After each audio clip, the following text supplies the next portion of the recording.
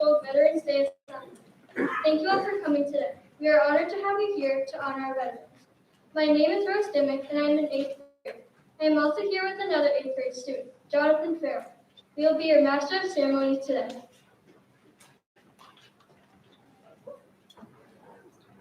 Today is a day to honor what our veterans have done in order to keep us and this country safe. Each day, our servicemen and servicewomen put their lives on the line so our country can be safe. They spend time away from their homes so that we can be safe in ours. They give up parts of their freedom as Americans to serve and make sure that the rest of the American people are safe. It's very important for us to show our gratitude for all that they have done for us, even if we don't get to see it with our own eyes. Thanks to the service of these heroes, we have living conditions that are safe and secure.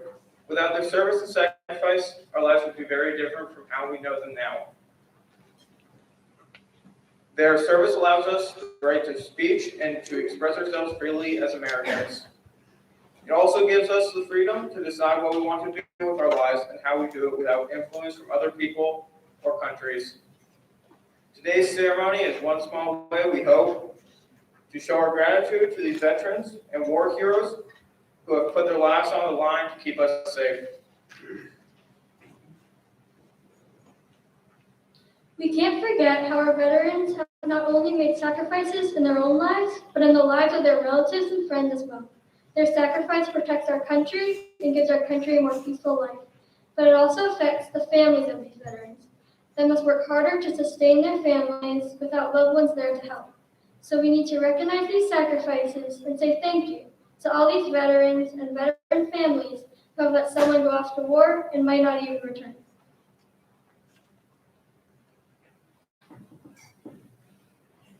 The Pledge of Allegiance was written in August of 1892 by Francis Bellamy.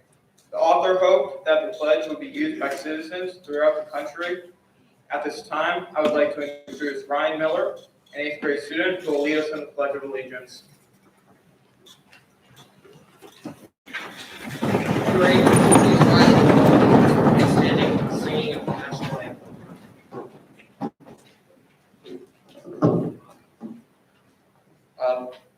Please remain standing for the singing of the national anthem prior to the saying of the Pledge of Allegiance. I pledge allegiance to the flag of the United States of America and to the republic for which it stands, one nation, under God, indivisible, with liberty and justice for all.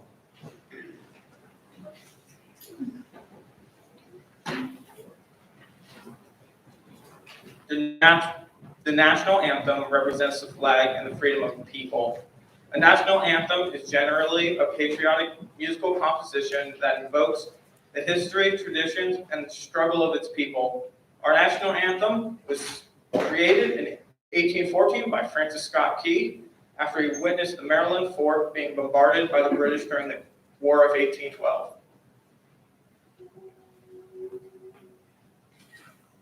Oh, say, can you see by the dawn's early light what so proudly we hailed at the twilight's last gleaming, whose broad stripes and bright stars through the perilous fight o'er the ramparts we watched were so gallantly streaming, and the rocket's red glare, the bombs bursting in air, gave proof through the night that our flag was still there.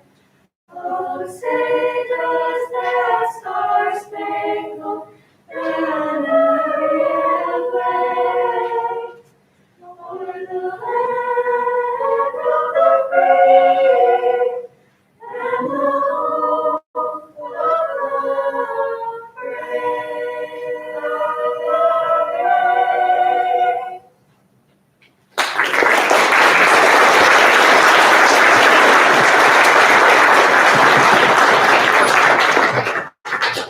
You may be seated.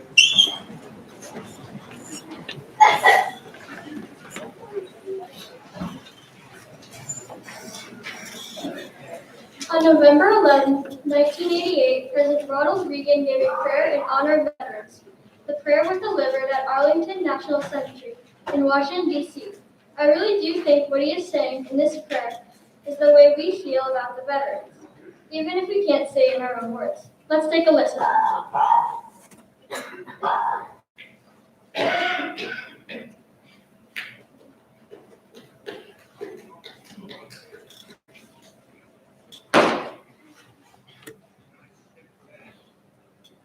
And stood during the moment of silence that followed. I said a small prayer, and it occurred to me that each of my predecessors has had a similar moment, and I wondered if our prayers weren't very much the same, if not identical. We celebrate Veterans Day on the anniversary of the armistice that ended World War I. The armistice that began on the 11th hour, the 11th day of the 11th month. And I wonder, in fact, if all Americans' prayers aren't the same as those I mentioned a moment ago. For all we can ever do for our heroes is remember them and remember what they did. And memories are transmitted through words. We see these soldiers in our mind as old and wise. We see them as something like the founding fathers, gray and gray hair. But most of them were boys when they died, and they gave up two lives, the one they were living and the one they would have lived. When they died, they gave up their chance to be husbands and fathers and grandfathers. They gave up their chance to be revered old men. They gave up everything for our country, for us. And all we can do is remember. There's always someone who is remembering for us. No matter what time of year it is or what time of day, there are always people who come to this cemetery, leave a flag or a flower or a little rock on a headstone. And they stop, bow their heads, and communicate what they wished to communicate. I think sometimes of General Matthew Ridgway, who the night before D-Day tossed sleepless on his cot and talked to the Lord and listened for the promise that God made to Joshua. I will not fail thee, nor forsake thee. We're surrounded today by the debt of our wars. We owe them a debt we can never repay. All we can do is remember them, what they did, and why they had to be brave for us. All we can do is try to see that other young men never have to join them. Today, as never before, we must pledge to remember the things that will continue the peace. Today, as never before, we must pray for God's help in broadening and deepening the peace we enjoy. Let us pray for freedom and justice and a more stable world. And let us make a compact today with the dead, a promise in the words for which General Ridgway listened: I will not fail thee, nor forsake thee.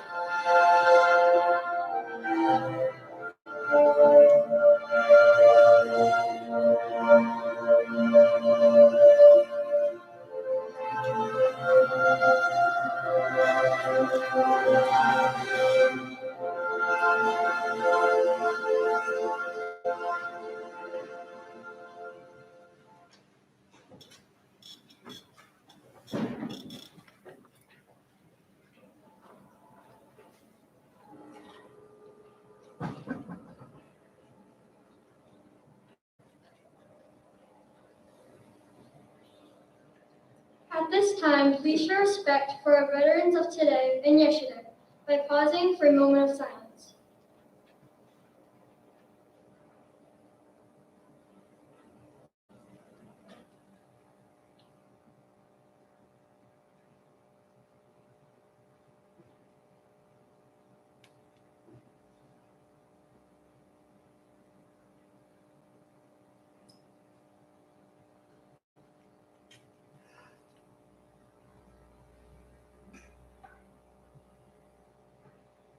At this time, we would like all students and staff who have family members who are serving or have served our country to proudly stand to be recognized for their sacrifices.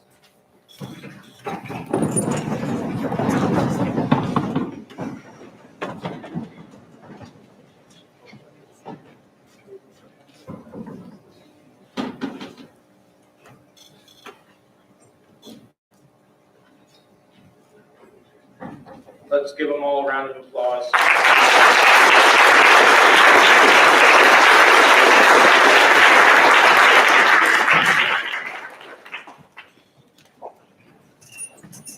What makes Veterans Day such an honored event here at the Lyme-Old Middle School is the involvement of the people who are here with us today. At this time, we would like to recognize their dedicated service to our country. We are now going to pass the microphone so that each of our honored veterans can introduce themselves. If you could tell us your name, branch of service, and dates of service.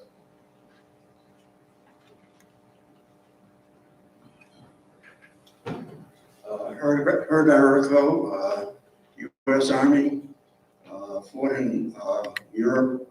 I was in England, Scotland, France, Germany, Luxembourg, Austria, and the Bavarian Alps.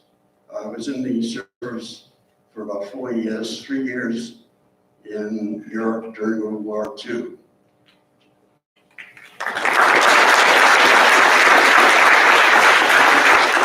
Yes, I'm Richard Mason. I was in the U.S. Air Force 1968 to 72, and I served in Vietnam for 14 months. Dave Griswold, United States Marine Corps, 1966 to 70 in Vietnam, 6 years in service. And as post commander, I want to thank the superintendent of schools, the principal, the teachers, and most of all, the students for inviting us here today. Veterans Day can be tough for some of us. We lost a lot of friends. But coming here and the respect that all of you showed us is very uplifting. And on behalf of all the members of the post, we thank you all very much.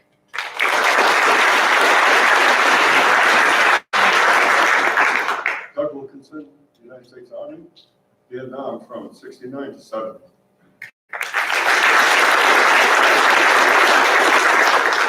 David Long, United States Army, 1980 to 2012, and participated in Desert Storm, Iraq, and Afghanistan.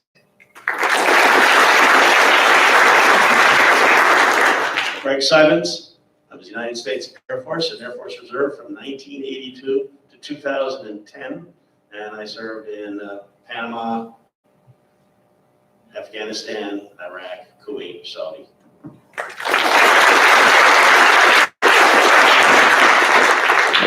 Jack Fiedler, U.S. Army, from 1952 to 1965, I think, not sure of that. Service in the Far East, Japan, Okinawa, and Korea, U.S. Army Artillery.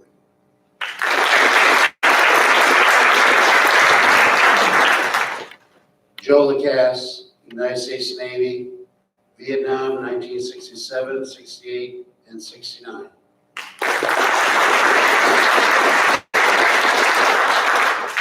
Glenn Anderson, U.S. Air Force, Vietnam, 1969 and 1970.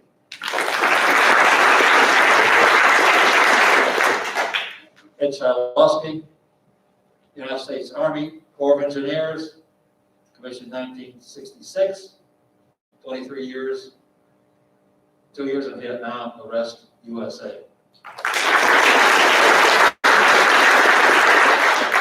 Cyril Grégoire, United States Navy, Submarine Force, 10 years from 2000 to 2011.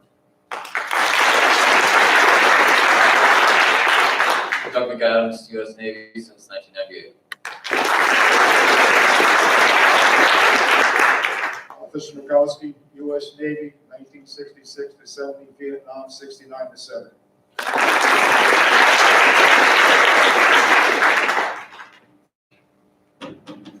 Larry Girardi, U.S. Navy, 1958 to 1971, served on destroyers, Cuban blockade, and submarines.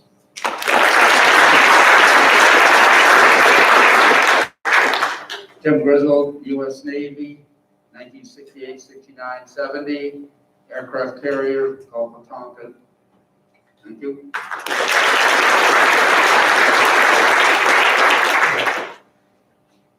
Stephen Monson, submarines, 68 to 72. Aloha, Air Force, 84 to 88, and Air National Guard, 1999 to 2006. Tony Russell, Coast Guard, 1996 to 2020, Operation Iraqi Freedom and Global War on Terrorism. Matt Miller, 2001 to 2021, Operation Enduring Freedom, Global War on Terrorism. David Long, 1961 to 68, missile technician aboard the Polaris submarine, Abraham Lincoln. TJ Buckley, United States Navy submarine service, 1998 to 2018, all the world's oceans. U.S. Navy, 92 to 2000. Chris Donnelly, United States Marine Corps, 2000, 2006, infantry, Operation Iraqi Freedom. Will Sanford, United States Navy submarine service, 2004 and still serving. Ken Gardner, U.S. Navy, served 1972 USS Fisk, 8842. Donnelly, U.S. Army, South Korea, 67, 69.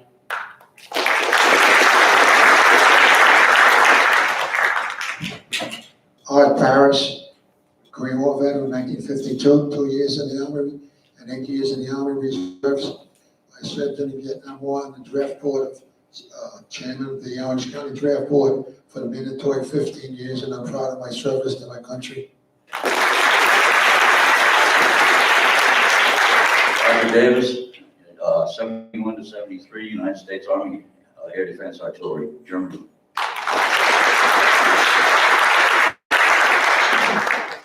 Joseph Slavoski, United States Air Force, 1962 to 1966.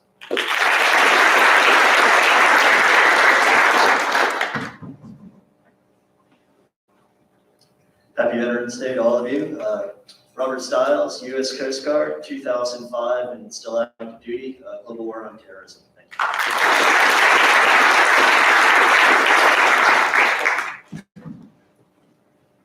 Mike Gallagher, I entered the Air Force June 1968. And then I had a tour of duty in South Korea and also 44 incredible days in Vietnam. And I was discharged in, February '72. And in my wanting to get out, I ended up signing on to reserve duty. So I continued in the reserve forces, 3 different wonderful duties and reserve service. I'm retired from the government. My specialty was flight and nuclear safety.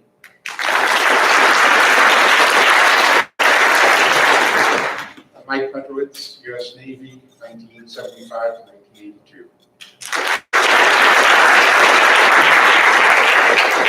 Good morning, and thank you. My name is Kim Anthony. I served the United States Naval Submarine Force. I served on 2 different classes of submarines. I did a tour in the Pacific. I was in the Mediterranean and also in the Atlantic from 1976 until 1986.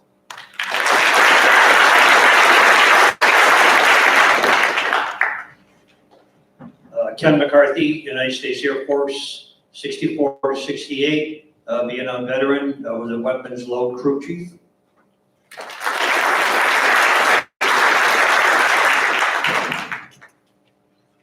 Harry DeSantis served in the United States Air Force from 1965 to 1988, retired Master Sergeant.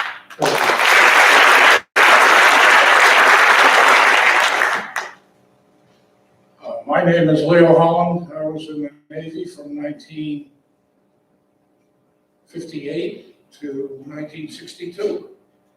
I served as an anti-submarine specialist.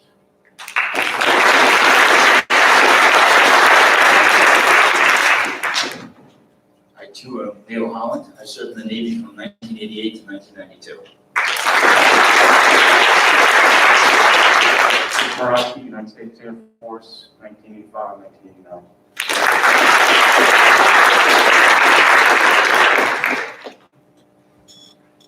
Sir, is there anyone else?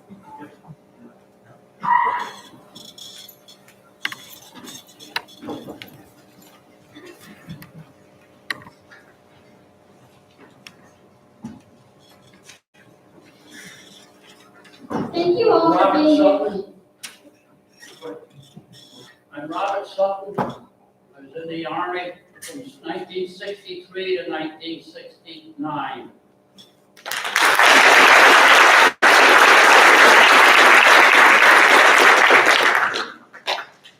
Thank you all for being here today. We are honored to have you here with us.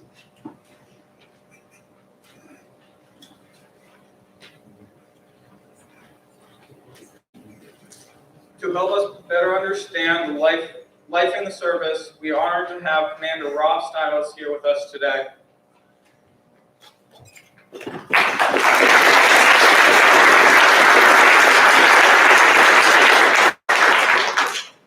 Commander Stiles is a Connecticut native, originally from Meriden. He attended Boston University and Northeastern School of Law. He has served as a judge advocate in the U.S. Coast Guard since 2006, where he has worked as a military prosecutor, operational law advisor, search and rescue mission specialist, and a teacher. Commander Stiles is currently assigned at the Defense Institute of International Legal Studies in Newport, Rhode Island, where he provides legal training to foreign militaries around the world. He lives in Old Lyme with his wife Elaine and his children, Milo and Maddie. Please give Commander Rob Stiles a warm welcome.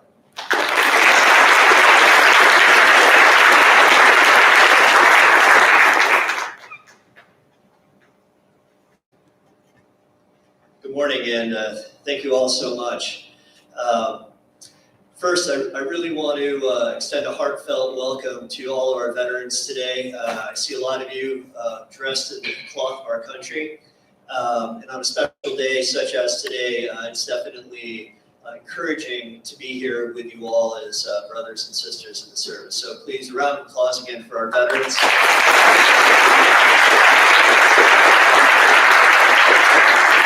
It's good to see you, sir, Captain, you as well. And I also want to echo the thanks extended by my Marine brother. And by the way, happy belated birthday. Yesterday was Marine Corps birthday. So hearty hoorah from one of my second favorite service, of course. But love my Marine Corps brethren. And speaking of service, I have to say, I've been to a lot of breakfast places.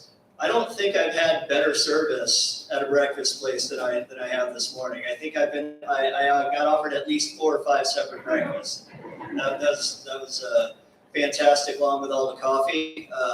For those of you who have served in the military, you all know that if you cut deep enough, nothing but brown liquid is going to leak out of our veins because coffee runs the service. So a moment ago, they introduced me. They mentioned that I have a son and a daughter, Milo and Madeline, and they, of course, are right back there in the row waving right now. And right here it says, insert joke about kids. And I took a few votes, and the overwhelming weight of the student body was against you guys. They wanted me to embarrass you, but I'm gonna spare you guys.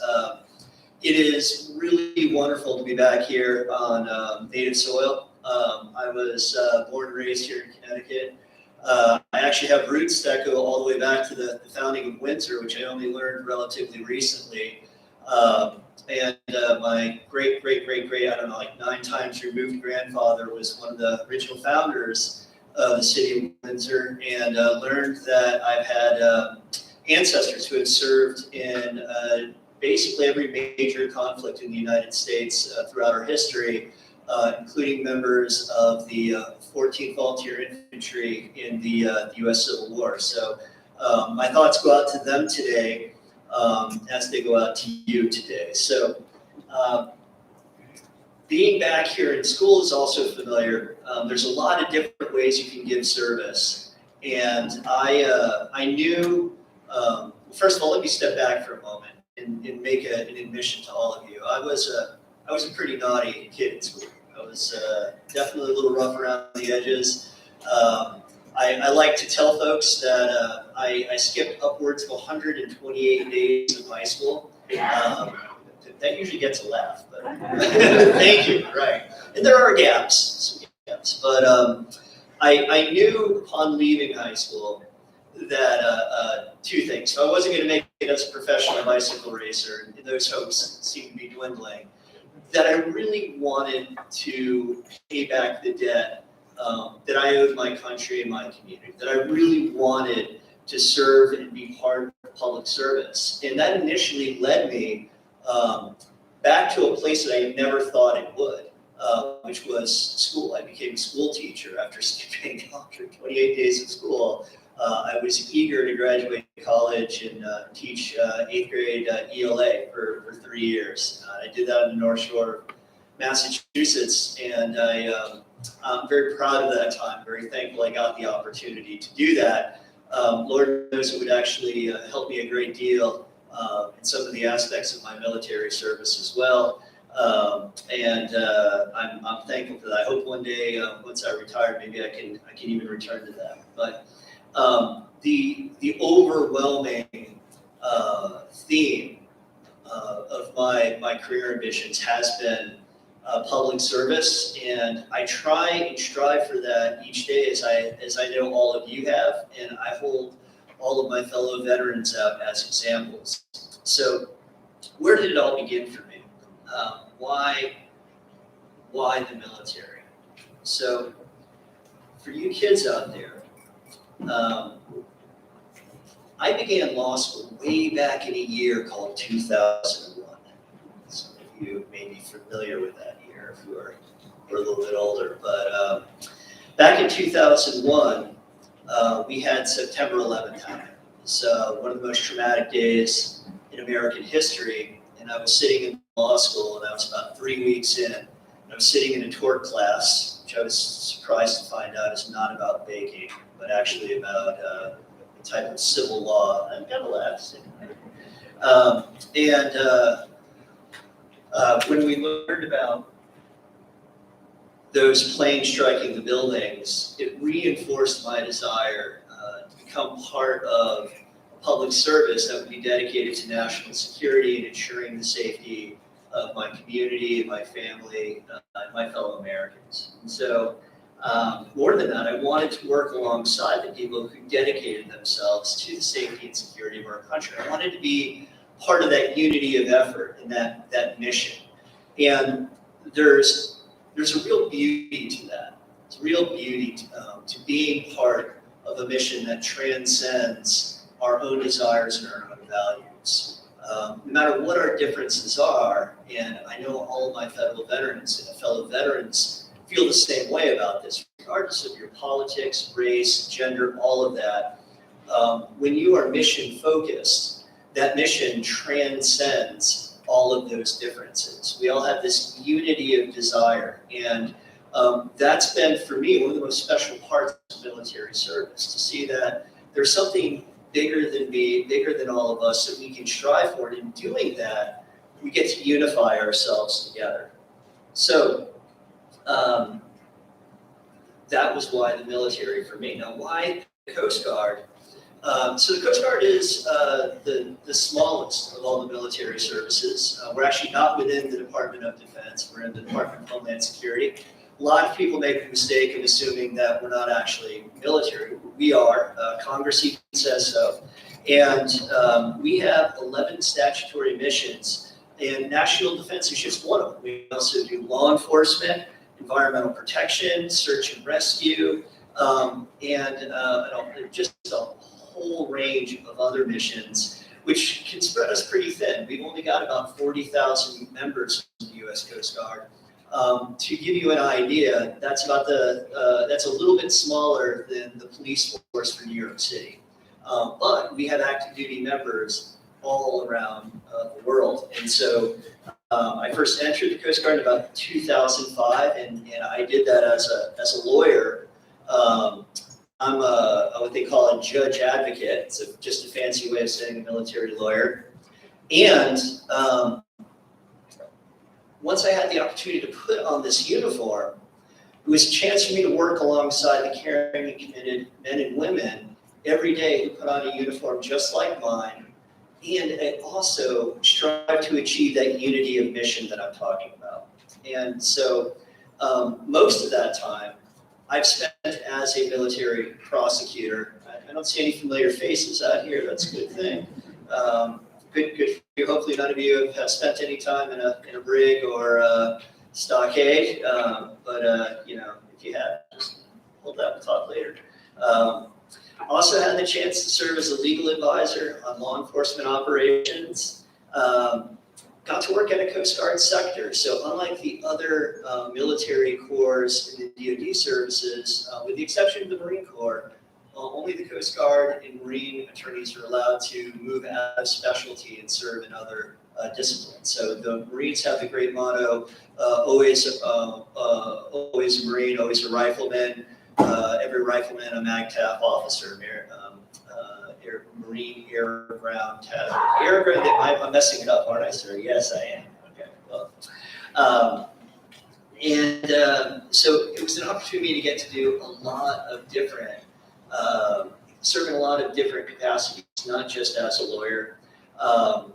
In 2016, after 11 years serving out on the West Coast, I got to come back here and teach at the Coast Guard Academy and get our cadets ready for future service as officers. While I was there, I got to re-engage with my community here in Old Lyme, and I was new to Old Lyme. I was from Central Connecticut originally, but our family got a very warm welcome here. We've really treasured the time we've had in Old Lyme. We really loved the schools here.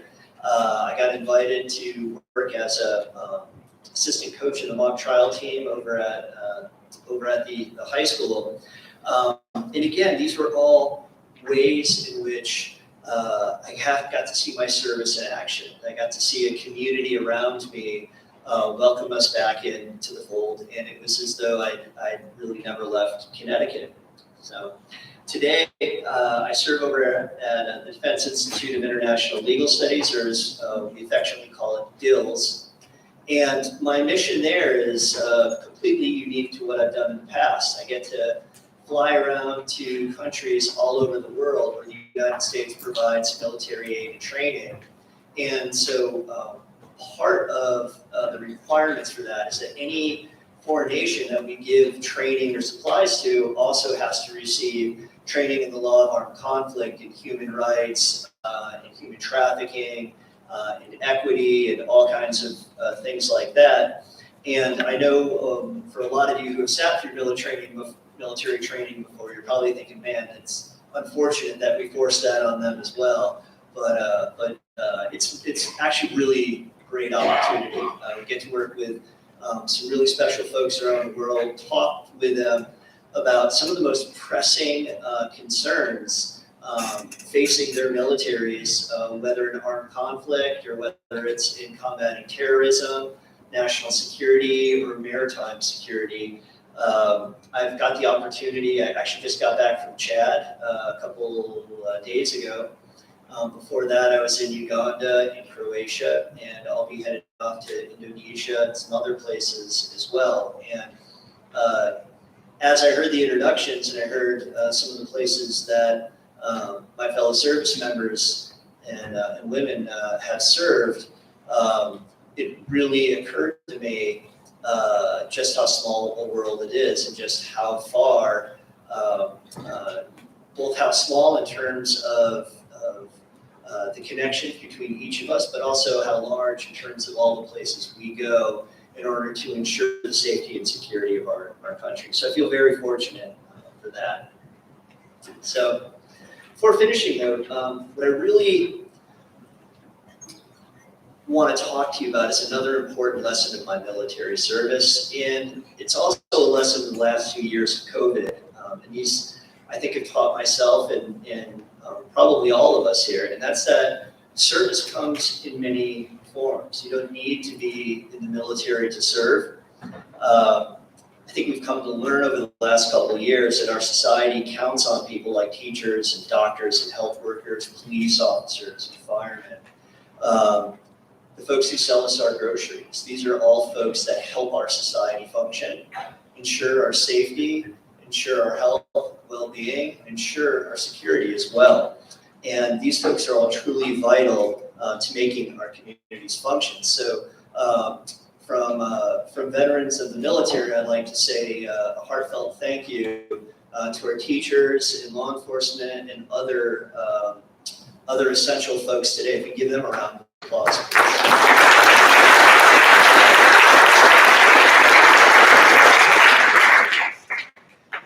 So in my travels, in having the opportunity to talk with these military services all around the world, many of whom I have to speak with through translators, despite all of our differences, our cultural differences, maybe our political beliefs and values, I think if we all ask each other, when I ask them, what is most important to them, I always get a set of the same answers.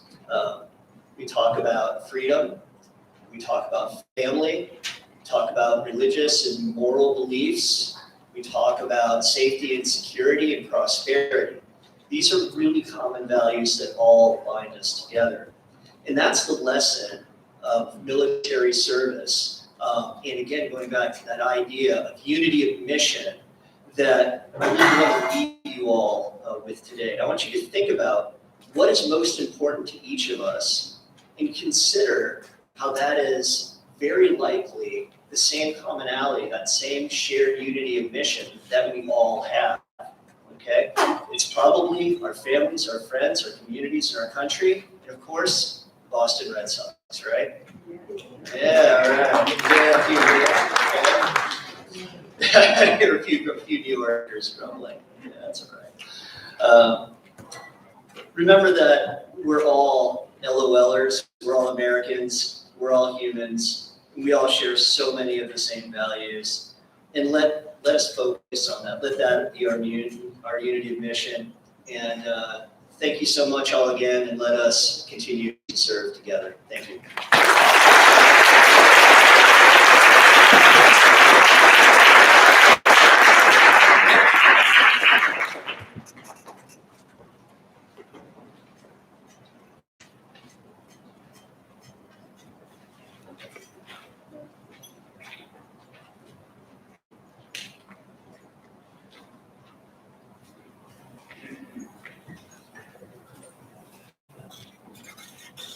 Thank you, Commander Stiles. Each year, the Lyme-Old VFW sponsors an essay contest for students called the Patriots Pen. This youth essay competition gives students an opportunity to write essays expressing their views on an annual patriotic topic. The topic for this year's essay was How Can I Be a Good American? At this time, it gives me great pleasure to introduce Mr. Richard Mason. He will now make a presentation of awards to this year's essay winners.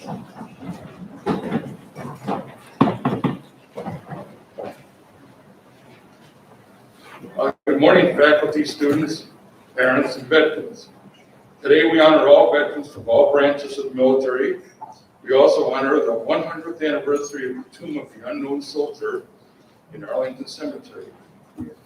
Each year, the VFW has a national patriotic essay contest for middle school students and high school as well. And this year, the essay question was, how can I be a good American? Altogether, Lyme-Old Middle School submitted 106 essays. Members of the local VFW Post 1467, which many are here today, read each and one of these essays, and then we select the winner that answered the question the best, in our opinion. So before I announce the student selections, I'd like to acknowledge the teachers who assisted the students and supported this endeavor. Mr. Bushnell, Mr. and Mrs. Stein.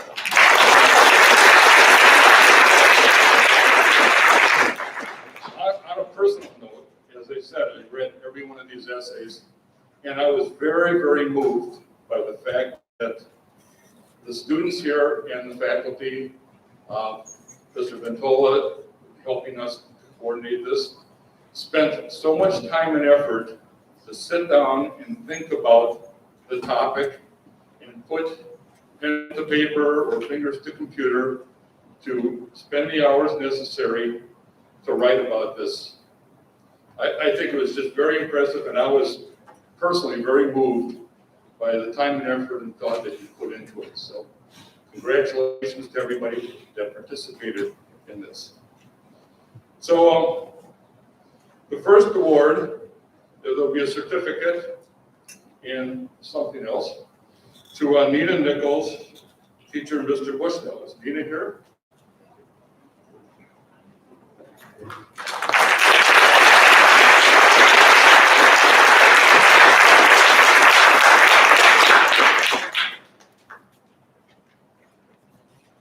on behalf of VFW Post 1467, certificate and a little something else. And thank you very much.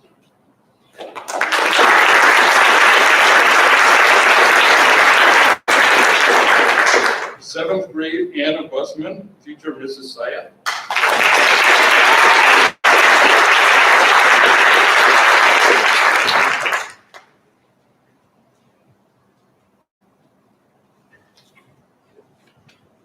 Anna, thank you very much.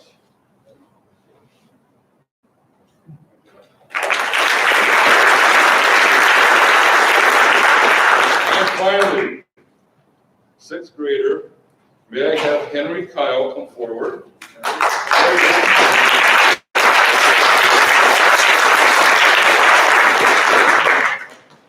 By the way, Mr. Gilson's sixth grade class submitted 70 essays, and Henry Kyle's essay was selected as the overall winner.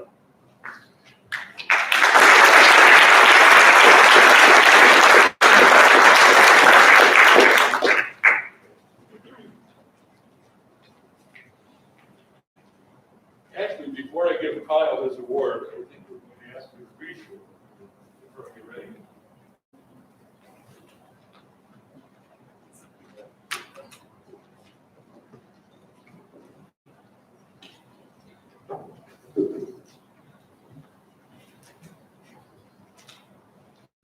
How can I be a good American? There is a list on my refrigerator at home. It's not really a list, but a calendar. Each daily grid contains a few daily chores for me and my sisters. Take out the trash, clean up after dinner, walk Margot, our schnauzer. These are some of the things we do to make our house nicer and to make it run more smoothly. We take pride in contributing and can see how in sharing the work, no one person has to carry the heavy burden. I guess we are not just learning how to be good children and family members, but good citizens and good Americans. The America that we all love and admire so much is like a great big family. We have to take care of one another and we have to take care of our house. We begin by being active in our local community. We volunteer at the library or run for local office. We know that the America we love requires participation. To be a good American, I know that I have to be an active citizen. I have to cherish my right and my responsibilities and know that someday I will have to vote, that I will have to be ready to defend democracy, and that I will have to find a way to help my neighbors in some way every day. Being a good American makes me realize that even small things can end up having a huge impact, like ripples in a pond, where the small thing that betters my own town can end up bettering my state and then even affecting my whole country. This is something that I can begin doing right now. I can learn how to work with others to do the things that will keep our country strong and great. And by beginning now, I will build the good habits to make the daily contribution to the nation I love. Every day for the rest of my life, that's how I can be a good American.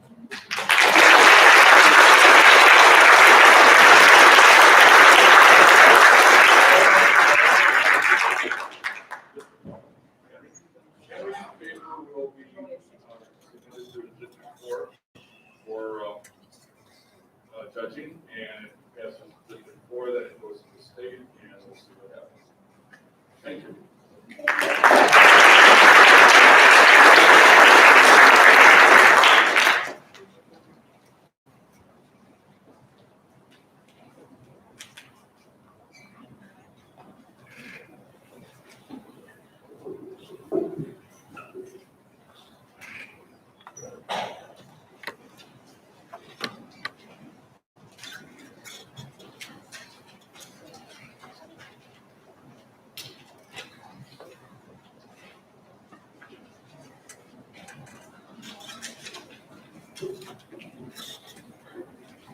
And now, the Lyme-Old Middle School 8th grade band under the direction of Miss Mrs. Carrie Gwynn will play Armed Forces on Parade.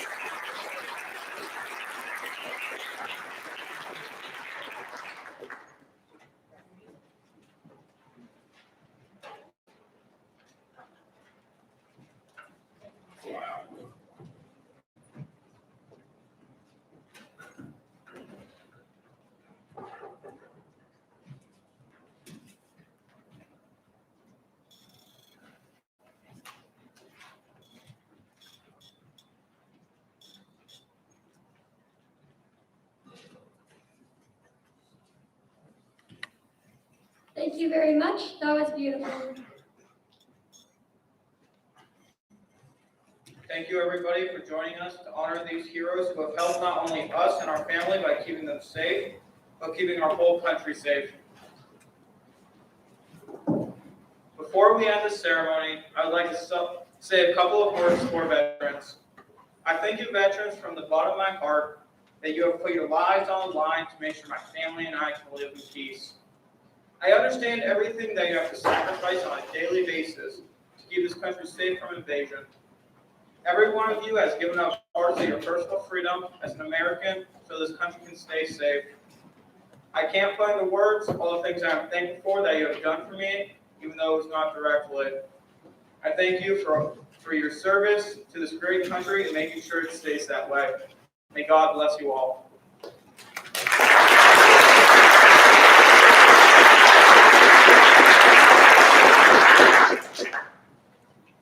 Now that we've reached the end of this ceremony, I would like to thank all the veterans that have served us or still continue to do so, along with their families and the sacrifices they have made. Although there isn't anything that can be done to show what your service means to us, I hope that this ceremony can show you our gratitude towards you and your families.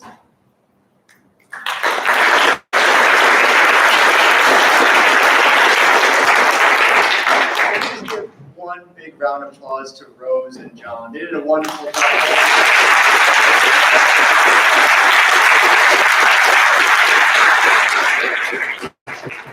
Just a couple more quick thank yous. One is to Mrs. Wind, our band director, and to Mrs. Ventress, our choral director. They do a fantastic job preparing our kids for this experience.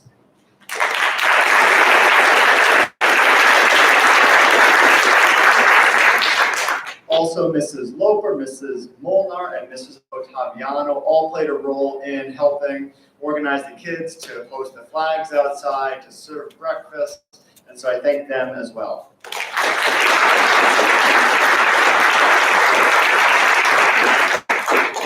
And lastly, thank you to Superintendent Advisor, the towns of Lyme and Old Lyme, and of course our Board of Education who make all of this that we do every single day possible.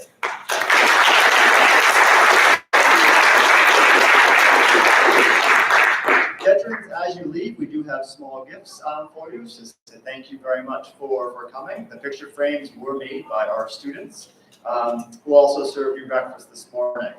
So I'm going to ask our 8th graders rise, stay standing while our veterans exit.